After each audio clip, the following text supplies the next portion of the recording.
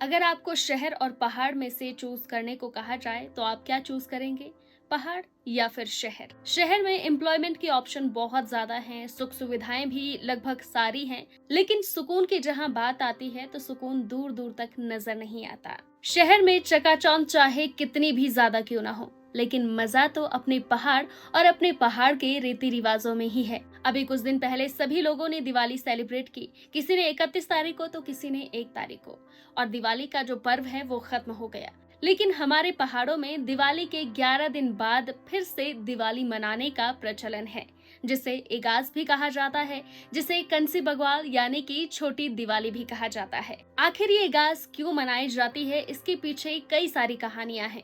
सबसे पहली कहानी ये है, कहते हैं कि भगवान श्री राम जब अयोध्या लौटे थे तो ये खबर पहाड़ के लोगों को 11 दिन बाद पता चली थी और पहाड़ के लोगों ने तभी अपनी दिवाली सेलिब्रेट की थी। इगास को मनाने की एक और कहानी ये भी है, कहते हैं कि गढ़वाल के वीरभद्र माधो सिंह भंडारी को तिब्बत से युद्ध लड़ने के लिए भेजा गया था और ये युद्ध दिवाली के टाइम पर चल रहा था। लेकिन वीरभद्र माधो सिंह भंडारी काफी टाइम तक घर नहीं पहुंचे और गांव वालों को ये लगा कि शायद वीरभद्र और उनके सैनिक युद्ध में शहीद हो गए। लेकिन वीरभद्र माधो सिंह भंडारी और उनके सैनिक युद्ध में विजय प्राप्त करके दिवाली के 11 दिन बाद वापस लौटे और इस दिन जश्न मनाया गया, दीप जलाए गए और इस वजह से भी इगास पर्व मनाया जाता है। वैसे कंसी बगवाल यानी कि छोटी दिवाली मनाने के पीछे एक और कहानी मैंने सुनी है। अब आपने देखा होगा कि पहाड़ों में जितने भी त्योहार होते हैं वो इंसानों के साथ साथ हमारे जो मवेशी होते हैं